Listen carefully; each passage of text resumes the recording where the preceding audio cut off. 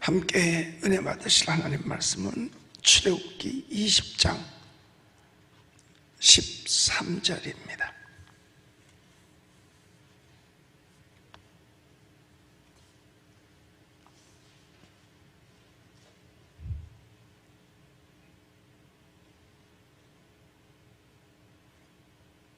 다 같이 시작. 살인하지 말라. 한 번 더 합시다. 너무 짧으니까. 자, 시작. 살인하지 말라. 다른 말씀들 속에는 여러 가지 이유들을 얘기해주고 조건들도 다 얘기를 해줘요. 그런데 이 살인하지 말라, 간음하지 말라, 도둑질하지 말라, 거짓 증거하지 말라, 탐내지 말라, 이건 그냥 직설적인 명령이에요. 여러분, 죄가 뭔지 아세요? 하라 그랬는데 안 하면 그게 죄예요. 그러니까 안식일을 기억하여 거룩하게 지키라. 그런데 예배 안 와. 그럼 뭐 한 거예요? 죄진 거예요. 부모를 공경하라 그랬는데 안 했어요. 그럼 죄 짓는 거예요. 그런데 하지 말라 그랬는데 하면 또 그게 죄인 거예요. 선악을 알게 하는 나무의 실과는 먹지 마라. 그럼 뭐 어떻게 해야 돼요? 안 먹어야 되는 거예요. 자, 여기서 살인하지 말라. 그러면 안 해야 되는 거예요. 그런데 살인을 했다. 그럼 그게 죄라는 거죠.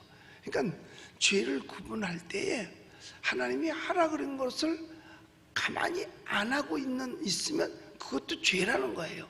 하라 그랬으면 해야 되는 거예요. 그게 적극적 명령입니다. 적극적 계명이에요. 그리고 이 하지 말라는 거는 사실은 소극적 계명이에요. 가만히 있으면 되니까. 그러면 우리가 이 살인하지 말라라고 하는 것은 사람의 이 목숨, 숨 쉬는 목숨만을 가리킨다고 생각하면 안 돼요. 이거는 생명과 인격을 존중히 여기라는 그런 의미입니다. 생명도 존중히 여기고 인격도 존중히 여기라. 그래서 왜 이런 말 있잖아요. 인격적 살인. 그러니까 사람을 아주 망신을 주고 못 살게 만들다. 이것도 일종의 살인입니다. 여러분, 아이들이 학교에서 왕따를 시키잖아요. 일종의 인격적 살인행위입니다. 왜? 그렇게 되어서 인격적 살인을 모멸감을 느낄 때 사람들이 스스로 자결하잖아요. 자살도 하잖아요. 그러니까 이게 살인행위나 마찬가지라는 거예요. 그래서 오늘 본문에 이 계명 속에 살인하지 말라. 불교에서는 살생을 하지 말라. 살생을 금하고 있잖아요. 생명 있는 건 모두 다 죽이지 말. 아니에요. 나는 옛날에 이가 많았을 때 중들이 어떻게 했나 난 그게 지금 무지하게 궁금해. 우리 어릴 때 진짜 그때는 이 많았거든요. 정말 이가 많았어요. 그러니까 저녁이면 가족들이 전부 화로 앞에가에 모여가지고 뺑 들러 앉아가지고 뭐해? 소탕작전 벌렸거든요. 그때는. 자, 그러면 잡아서 거기다 넣어. 그럼 냄새가 또 구수해. 그걸로 끝 안 나. 손톱으로 다 하면 아침에 보면 매니큐어가 필요가 없어. 그러니까 살생을 하지 말라. 이건 말이 안 맞는 거야. 그건 절대로 말이야. 안 맞는 거예요. 절에서 고양이 기른다. 그럼 고양이한테 대신 살생시키는 거잖아. 쥐잡으라고. 그러니까 그건 안 맞는 거예요. 살인하지. 하나님의 모양과 형상 닮은 우리 인간은 하나님의 모양과 형상을 닮았기 때문에 지켜져야 된다는 거예요. 그리고 원래 하나님께서 인간을 만드실 때는 죽게끔 만드시지 않으셨습니다. 죄값이 사망이에요. 그러니까 선악을 알게 하는 나무의 실과를 먹으면 정령 죽으리라. 그러면 그걸 안 따먹었으면 안 죽는 거잖아요. 그럼 우리가 죽음에 대해서 걱정과 죄만 없었으면 두려움이 없었을 텐데, 인간이 죄를 집으로 말미암아 사망이 온 거예요. 죄 사망 가운데 있게 되는 거예요. 그런데 사실 누가 그렇게 많이 죽이겠어요? 가장 많은 건 인격적 살인이죠. 그래서 요한일서 3장 15절에 보면 이런 말씀도 있어요. 읽어볼까요? 시작. 그 형제를 미워하는 자마다 살인하는 자니 살인하는 자마다 영생이 그 속에 거하지 아니하는 것을 너희가 아는 바라. 여기 요한일서에 보면 그 형제를 뭐하는 사람? 미워하는 것마다 이것도 살인하는 거라는 거예요.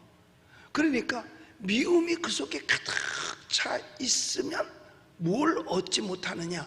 영생을 얻지 못하는 거예요. 그러니까 미운 거는 다 내려놓을 수 있어야 돼요. 그런데 사람이 살면서 미운 사람이 왜 없겠어요? 있지요. 미운 사람이 있습니다. 어떤 노인이 나이가 많았어요. 그래 물어봤어요. 어르신은 미운 사람이 없습니까? 그랬더니 옛날엔 많이 있었어. 근데 요새는 없어요? 그랬더니 요새는 없어. 왜? 다 죽었어. 그럼 아직도 그 속에 미움이 남아있다는 거죠. 예수님께서도 미워하면 곧 살인자라 그랬어요. 근데 마음속에 분노와 미움이 극치에 달하면요 살인할 수 있습니다. 그러니까 우리에게 그런 기회가 없는 것이 하나님 앞에 감사할 수 있어야 돼요. 나도 살인자 될 뻔했다니까요. 해병대 입대해가지고 훈련을 마치고 난 다음에 부대에 들어갔는데 저녁마다 괴롭히는 사람이 있었어요. 저녁마다 괴롭혀요. 쫄병이라고. 어느 정도로 괴롭히냐면 배에 힘줘. 그럼 나는 배 때리는 줄 알고 배에 힘을 꽉 주고 있으면 손이 일로 날라오는 거예요. 아니 배에 힘 주라고 그랬으면 배를 때려야 되잖아. 근데 왜 여길 때려? 이담으로. 그럼 나는 여길 때리고 여기 꽉 따르고 배에 힘 빼고 있으면 또 배를 때려. 죽이고 싶더라고. 실탄만 옆에 있으면 에라이 꽝 쏠 수 있을 수. 그러니까 미움이 받치니까 이게 살인까지 연결되겠더라니까. 그래서 간혹 가다가 부대 안에서 총기 사고 나는 게 이런 거 아니겠는가. 배짱이 있으면 상대를 죽이는 거고 배짱이 없으면 자기가 자기를 죽이는 거고, 이런 게 살인이 아니겠어요? 그래서 형제를 미워하는 자마다 살인한다. 여러분, 왜 우리가 스스로 죽어도 안 되고 남을 죽여도 안 되는 이유가 뭐냐? 남의 생명이나 내 생명이나 다 여러분 하나님께 속한 있는 줄 믿으시기 바랍니다. 그래서 존엄성을 가지고 보호해야 되는 거예요. 또 이렇게 말하면 그래요. 목사님, 전쟁 중에 살인하는 건 어떻게 해요? 전쟁 중에 죽여야 돼. 그건 적이야요. 그건 죽일 수 있어요.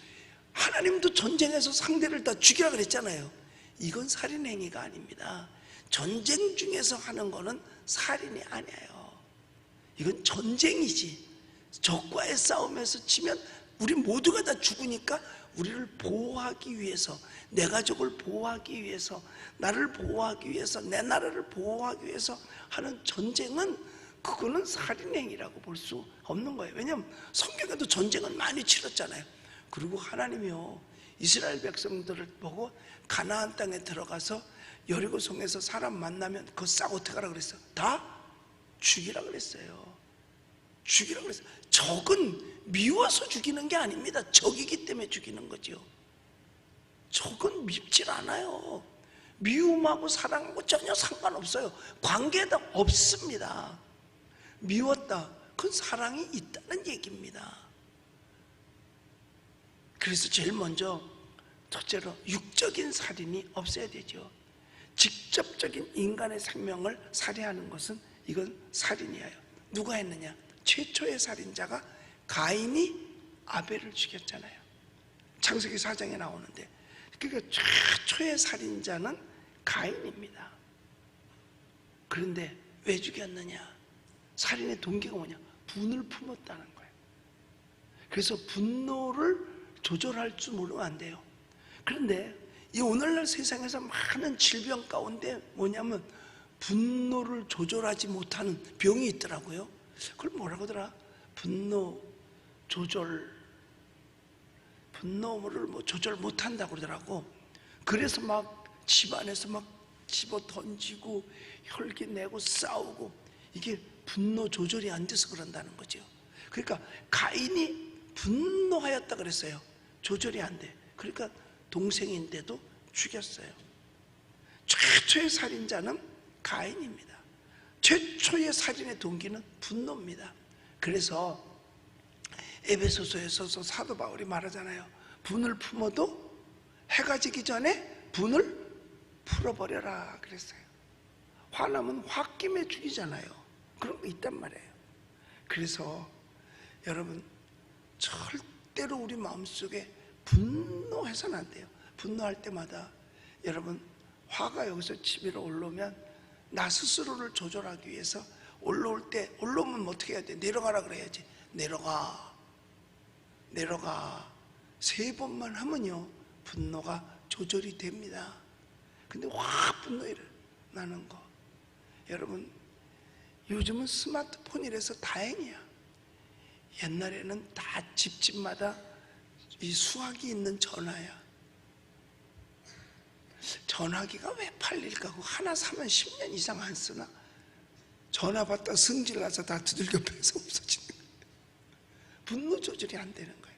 그런데 분노, 즉 미움, 이런 것들은 살인과 연결될 수 있어요. 그러니까 이미 마음에 분노하면 살인했다라고 말하고 있는 겁니다. 그래서 최초의 살인자는 가인. 그럼 가인이 받은 벌은 뭐냐? 떠돌아다니는 거예요. 그래서 벌 중에 제일 큰 벌이요, 내버려 두는 겁니다. 왜 아이들 말 안 들을 때 뭐라, 아유 내버려 둬 이러죠. 그게 벌이에요. 무관심. 그러니까 가인이 최초로 살인을 하고 난 다음에 하나님께서 그를 버렸어요. 무관심. 그러니까 정처 없이 떠돌아다니는 거예요. 그러니까 나중에 너무 그게 힘들어서 하나님, 내 죄가 너무, 내 벌이 중하나이다 라고 얘기를 해요. 내 벌이 너무 중하나이다. 그러니까 이 떠돌아다니는 거, 이게 벌입니다. 뭐 집 나간다고? 집 나가봤자 무슨 고생? 개고생이지 뭐. 있을 곳에 있어야 되는데 그냥 떠돌아다녀요. 춤추면 좋을 것 같으죠. 근데 그 무슨 동화책에 보면 그 구두만 신으면 한없이 춤을 추잖아. 춤을 추어도 출 수 있는 시간이 있겠지. 뭐 10분이나 20분이나. 하루 종일 춤추라 그래봐요. 그게 좋은 일이야? 고역도 그것도 그런 고역이 어디 있고 벌도 그런 벌이 어디 있겠어요? 내버려 두는 거 이상 더 큰 죄가 없어요. 더 큰 벌이 없어요. 아유, 신경 쓰지 말고 내버려둬. 이건 벌 받은 거예요. 버린 거라 그 말이에요. 그러니까 가인을 하나님께서 버렸어요. 하나님으로부터 버림받는 게 가장 큰 죄인 줄, 버린 줄 믿으시기 바랍니다. 근데 하나님은 죄인은 버리세요. 그러나 회개하면 언제든지 하나님은 맞이하고 환영합니다. 누가복음 15장에 나오는 탕자가 아버지 곁을 떠났어. 그가 돌아왔을 때 아버지가 환영한 것처럼 말이에요.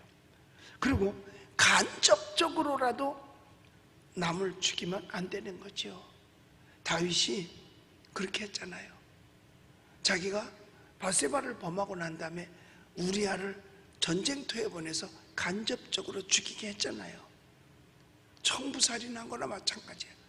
그거 깨닫고 다윗은 통곡을 합니다. 나중에요. 그런데 그것이 결국은 자기 스스로의 가정에서 고통스러운 일들이 너무나 많이 일어나요. 다윗도요. 형제끼리 죽이는 거야. 비록 씨는 같은데 배가 다른 거죠. 그 배달은 그래도 똑같은 아버지 입장에서는 배가 달라도 자기 아들 아니야. 그 아들끼리 죽이는 거예요. 아들끼리. 어제 어떤 분이 저한테 와서 그래요. 이 아들들하고 이격이 난 거야. 그러니까 안 봐. 그랬는데 그 아들이 나중에 몸에 병을 얻으니까 그 아들이 불쌍해서 견딜 수가 없더라고요. 처음엔 안 봤대요. 오면 나가버렸대. 보기 싫어서. 이격이 나가지고. 그런데 아들이 병이 딱 나니까 세상에 그 마음을 어떻게 걷잡을 수 없더라는 거야. 이게 부모와 자식 간의 관계잖아요. 아무리 그래도 부모와 자식 간의 관계. 그런데 다윗이 우리아의 아내를 범하는 간음죄를 졌지. 그것도 회개했어요. 그 다음에 우리아를 죽이라고 했지. 그래서 전쟁터에 보내서 죽게 만들었죠. 그러니까 이건 간접 살인 아닙니까? 살인 교사죄에 해당하는 거나 마찬가지예요. 그리고 난 후에 다윗이 받은 벌은 형제끼리 싸우는 거예요. 형제끼리 간음하고 형제끼리 성폭행하고 막 이런 게 집안에서 벌어진 거예요. 그랬을 때 그 아버지의 입장에서 얼마나 괴로웠겠냐. 이게 죄값은요 반드시 치릅니다. 그래서 우리가 죄와 멀어져야 되는 거예요. 그래서 세상과 멀어져야 되는 거예요. 그래서 하나님께 가까이 하는 게 복이라고 말했고, 하나님을 멀리하면 망한다고 말하는 거예요. 그래서 하나님을 가까이 하는 게 뭐예요? 말씀 안에 들어와서 사는 거죠. 예배 속에 들어와서 사는 거예요. 그래서 우리는 다른 데 붙어 있는 게 아니라 예배에 붙어 있어야 돼요. 무슨 일이 있어도 나무 가지가 원줄기에 붙어 있어야 생명 공급을 받듯이 우리 신앙인은 예배에 붙어 있어야 온전한 생명을 공급받게 될 줄로 믿습니다.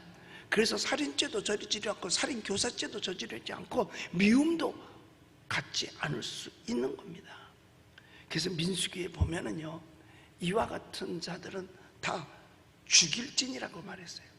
그런데 고살자, 그냥 죽이고 싶어서 죽인 사람, 또 돌로 쳐기 죽인 사람 다, 그런데 잘못 실수로 말미암아 죽였을 때도 있잖아요.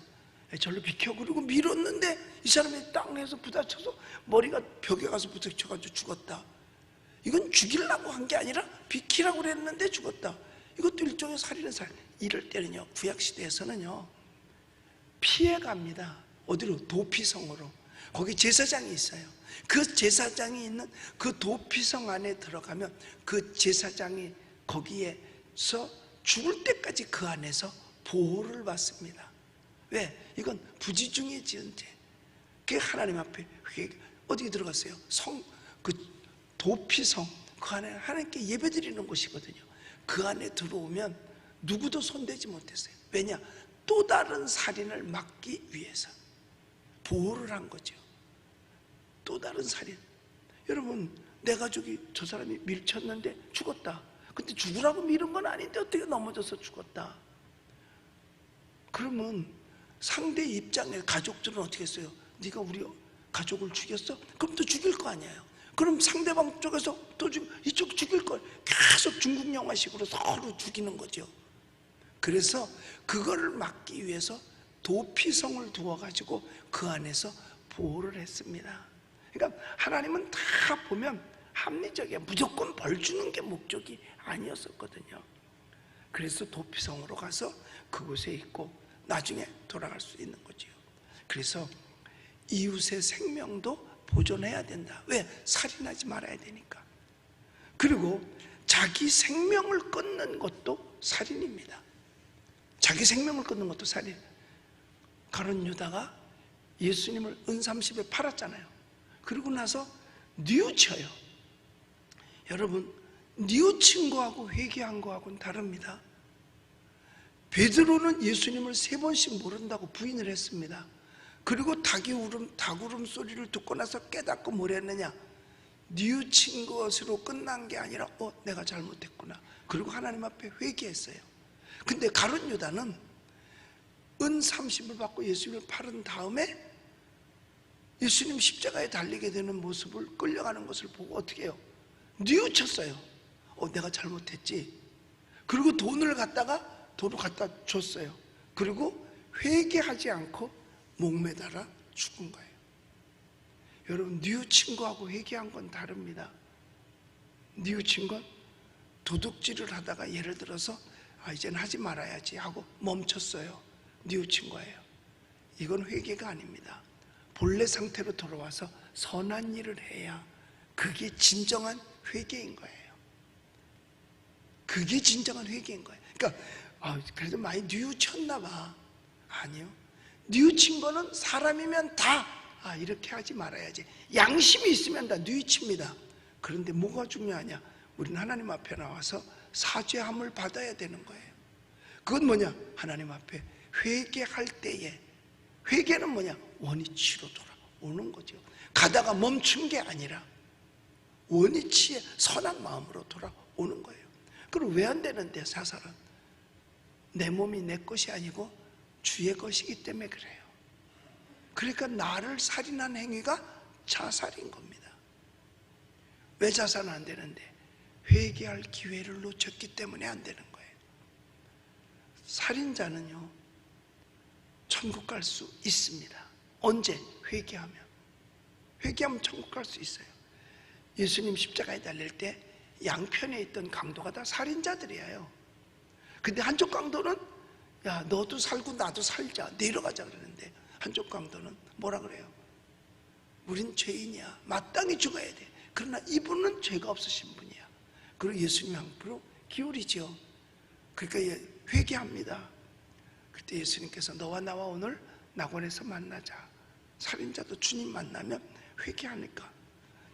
우리 옛날에 그 대도라는 그 별칭을 받은 죄수가 있었어요.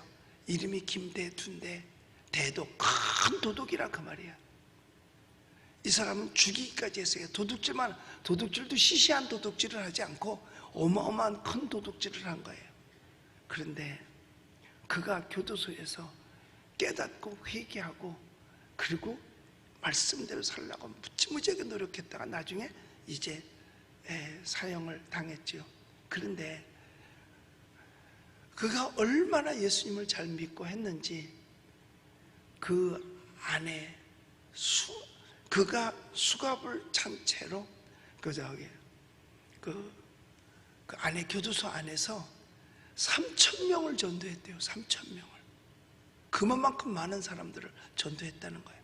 그가 마지막에 그 자기를 전도해준 목사님에게 글을 쓰기를, 목사님의 신의도 양심도 저버린 이 죄인이 삼가 글을 올리오니 주님의 자비와 인자하심으로 끝까지 읽어주시면 감사하겠습니다 하고 회개의 기도문을 쫙 쓴 거예요. 그리고 그가 주일이면 교도소 안에 예배에 참석하면서 은혜를 받고, 그래가지고 그 안에서 그 김대주와 그 접하는 사람마다 예수를 영접했다는 거예요. 저런 사람도 달라지는데, 여러분, 살인자 그러면 사형 온도가 내리잖아요. 그러면 그 사람은 언제 죽을지 몰라.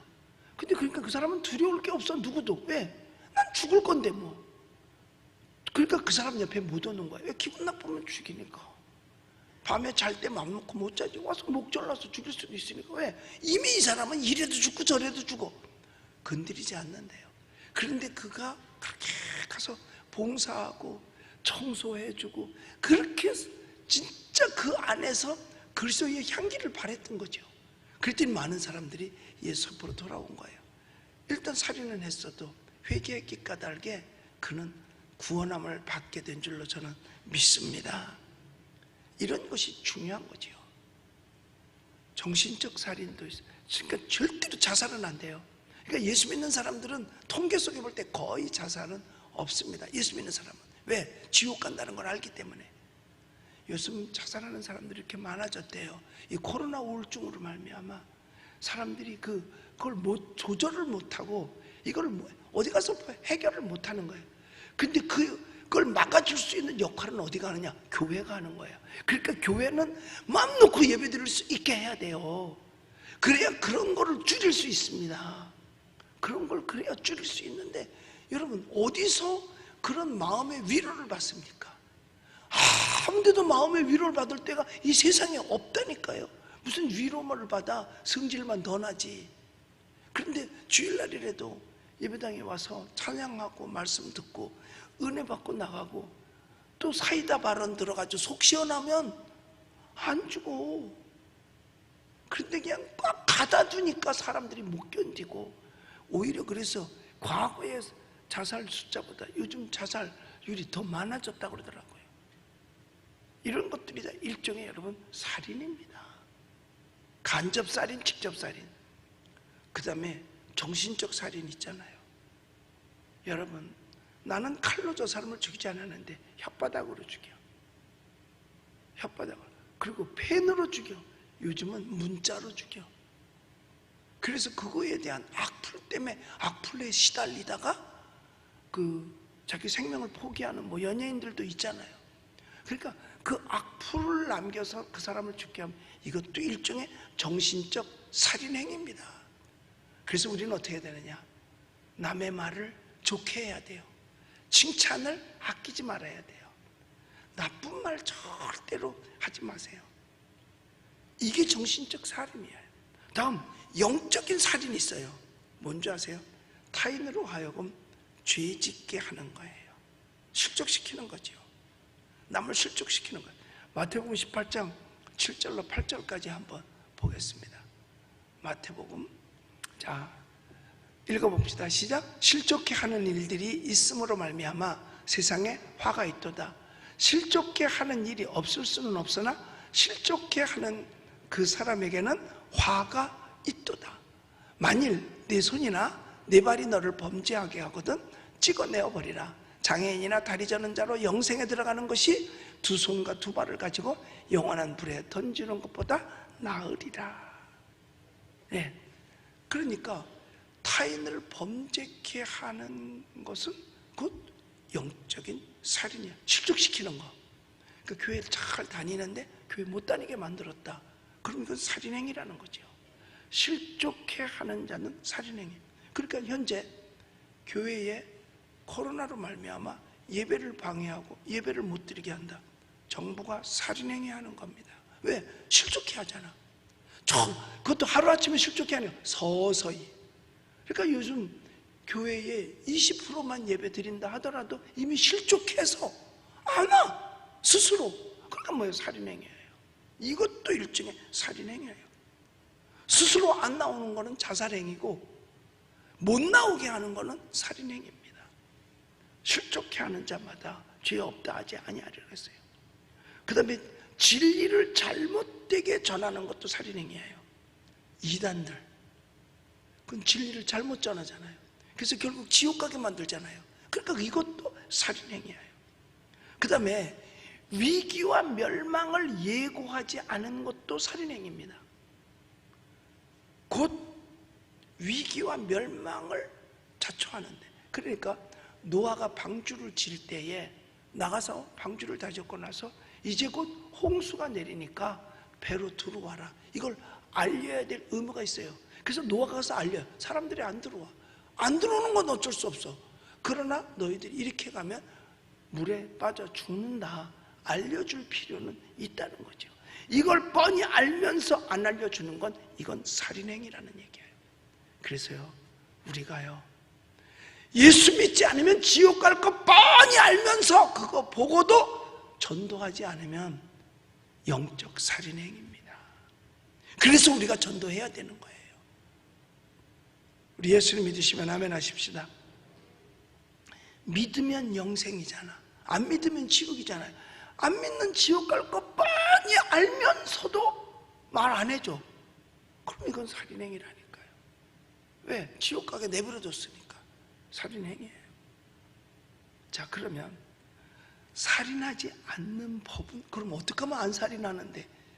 목숨을 천하보다 귀하게 여기면 돼요. 귀한 것은 다 보호하잖아. 내 목숨도 보호해야 되고 남의 목숨도 보호해야 돼요. 그래서 참을인 자 3번이면 살인도 면한다잖아요. 참는 거죠. 그러니까 참아요. 뜻은 내려가, 혈기나도 내려가. 이게 참는 거죠. 여러분, 온 천하를 얻고도 자기 생명을 잃으면 무엇이 유익하리요? 온 천하보다도 귀하기 때문에 우리는 그 귀한 거를 알아야 된다는 겁니다. 알아야 된다는 거예요. 그래서 천하보다 귀한 걸 우리가 그냥 개 파리 목숨만도 못하게 여기서는 안 되는 거죠. 그래서 우리는 주님의 그 사랑 정신을 본받아서 형제를 사랑하며 불쌍히 여길 수 있는 우리들이 되어야 될 줄로 믿습니다. 형제를 사랑하며 불쌍히 여길 수 있어야 돼요. 적을 사랑하라는 게 아닙니다. 원수를 사랑하라 그랬죠? 원수는 어디 있다고? 내 집 안에 있느니라. 그래서 보통 살인행위가요, 요즘은 간혹가다 묻지마 살인도 있는데 사실은 살인행위가 어디서 제일 많이 일어나느냐? 형제들, 가족들, 울타리 안에서 일어나는 경우가 많이 있다는 거예요. 그런 경우가 오히려 왜? 다른 사람한테는 화날 일이 없는데 가족 간에 화가 나는 일들이 있잖아요. 이래서 보면 뭐 아내를 죽인 사람도 있고 남편을 자는데 죽인 사람도 있고 뭐 별 사람들 많이 있어요. 그럴 때 예수 그리스도 안에 있는 자만 그것을 이길 수 있어요. 그래서 이기는 방법은 뭐냐? 예수 믿는 사람, 예수 믿는 길밖에 없는 줄 믿으시기 바랍니다. 그러면 또 우리는요, 살인당하지 않는 방법, 살인당하지 말아야 되잖아요. 그런데 마귀가 살인자야. 도둑질하고 죽이고 멸망시키는 게 마귀잖아요. 그러니까 마귀는 우리를 계속 죽이잖아요. 마귀가 죽여, 병들게 하고. 이게 마귀가 우리를 살인하고 있는 거예요. 마귀는 그 디아볼로스라는 말이 살인자라는 뜻을 가지고 있어요. 디아볼로스, 이건 살인자다 이 말이에요. 마귀, 사탄, 이게 살인자라는 뜻을 가지고 있어요. 그러니까 마귀가 우리 도둑질하고 죽이고 멸망시키는 일을 하잖아요. 병들게 하고 가난하게 만들고 추하게 만들어서 우리를. 그러니까 마귀와는 싸워서 이겨야 되죠. 너희는 마귀를 대적하라. 그리하면 저가 피하리라. 그리고 하신 말씀이 뭐예요? 여호와께 순복할지어다. 그러니까 하나님의 말씀대로 말씀에 순종하고 살면 마귀로부터 살인당하지 않습니다. 마귀를 이길 수 있습니다. 그래서 주님의 사랑 정신으로 베풀면서 살 수 있는 거예요. 그래서 여러분, 살인의 반대는요, 안 죽이는 것이 아니라 살리는 겁니다. 그런데 그건 뭐냐? 내버려 두는 것이 아니라 영적으로 살려야 됩니다. 그래서 듣는 자는 살아나리니 그때가 곧 이때니라. 말씀 바깥에 있으면 영혼이 죽었잖아요. 그걸 살려야 된단 말이죠. 그렇기 때문에 뭘 하느냐? 하나님 말씀 듣게 안 죽이는 게 아니라 살려야 돼요. 안 죽이는 것을 끝나는 게 아닙니다. 내버려 두는 것을 끝나는 게 아닙니다. 살리는 역할을 해야죠. 살리는 역할을 해야 돼요. 그렇다고 주님 사랑하라고 그랬다 무조건 다 사랑이 아니야. 말씀으로 교훈해야 돼요. 여러분, 교회 안에 고린도전서에 보면 음란을 행하는 자, 그때 당시는 그 그리스에, 고린도는 그리스 안에 있거든요. 그 신전마다 그 과거에 그 신전 안에서 그 수청드는 창기들이 있었어요. 사실 그 왜 올림픽 같은 거 보면 신전 안에서 체화하잖아요. 거기 뭐 여신들이라고 이렇게 쭉 나오잖아요. 그거 다 그 안에서 그렇고 그런 여자들이에요. 원래가요. 그런데 그래도 되는 줄 알고 다른 그 신전 안에 있던 사람이 예수 그리스도를 영접하고 나와서 신앙이 바뀌어졌잖아요. 근데 그걸 교회 안에서도 똑같이 신전이라고 생각하고 그런 일이 자행돼도 되는 줄 알았어요, 고린도 교회가. 그래서 사도 바울이 책망을 합니다. 그러면서 그런 자 있으면 뭐라고 하는지 아세요? 내어 쫓으라 그랬어요. 아, 교회가 어떻게 사랑으로 베풀어야지 내어 쫓아? 왜냐? 있음으로 말미암아 다른 사람도 물들으니까. 그래야 그 영혼이라도 살릴 수 있다는 거예요. 내쫓아야. 왜냐하면 이렇게 하면 내쫓김을 당하는구나, 이러지 말아야지 하는 걸 느끼는 거예요. 그래서 교회에서도요, 하나님의 말씀의 법을 떠난 자들, 그리고 죄를 지었는데 그 죄를 감염시킬 수 있는 자는 교회에서 출교시킵니다. 내쫓는 거예요. 이건 고린도전서에도, 왜냐하면 죄가 감염될 수 있거든요. 코로나19만 감염되는 게 아니에요. 죄도 감염돼요. 코로나19 감염된 자 내쫓지 않아요. 치료해줘야죠. 그런데 죄를 감염시킬 수 있는 자, 하나님을 대적하거나 교회를 대적하거나 음란하거나 뭐 또 사기치거나 뭐 이러는 것들 있잖아요. 그리고 남을 미혹하거나 이런 건 다 내어 쫓아야 되는 거예요. 그래서 감염되지 아니하도록, 그것이 오히려 진정한 사랑입니다. 내쫓는 게. 왜? 다른 사람을 지키기 위해서 그를 내쫓는 거지. 그를 보호함으로 말미암아 다른 사람이 다 감염된다. 그러니까 요새 코로나 걸리면 격리시키잖아요. 내쫓잖아요. 왜? 다른 사람이 감염될까 봐. 죄를 감염시켜서는 안 되기 때문에 그런 거예요. 우리 사랑하는 성도 여러분, 우리 예수님 믿으시면 아멘 하십시다. 뭐 우리가 예수 믿으면서 육적인 살인을 하겠어요? 그러나 육적인 살인뿐만 아니라 정신적, 영적 살인자도 되어서는 안 됩니다. 그러므로 우리는 남의 말을 좋게 하고, 또 댓글을 달아도 좋은 댓글 달고, 그리고 영혼을 사랑하는 마음으로, 안 믿으면 죽으니까 죽음의 경고를 해줄 수 있어야 된다는 거죠. 그러니까 나라에서도요, 교통, 자동차 안전하고 가는데 보면 위험할 때는 위험 신호를 가르쳐 주잖아요. 만약 안 가르쳐 줬다, 그건 직무유기한 거예요. 우리가 예수 안 믿으면 지옥 간다, 이걸 안 가르쳐 주면 우리 예수 믿는 사람 직무유기하는 거예요. 왜? 죽도록 내버려 뒀으니까 간접살인 아니겠어요? 그러므로 우리 믿음 지키고 복음 전하고 우리 영혼을 살리는 저와 여러분들이 되시기를 예수님의 이름으로 축복합니다. 화평방송 구독, 좋아요 부탁드립니다. 감사합니다.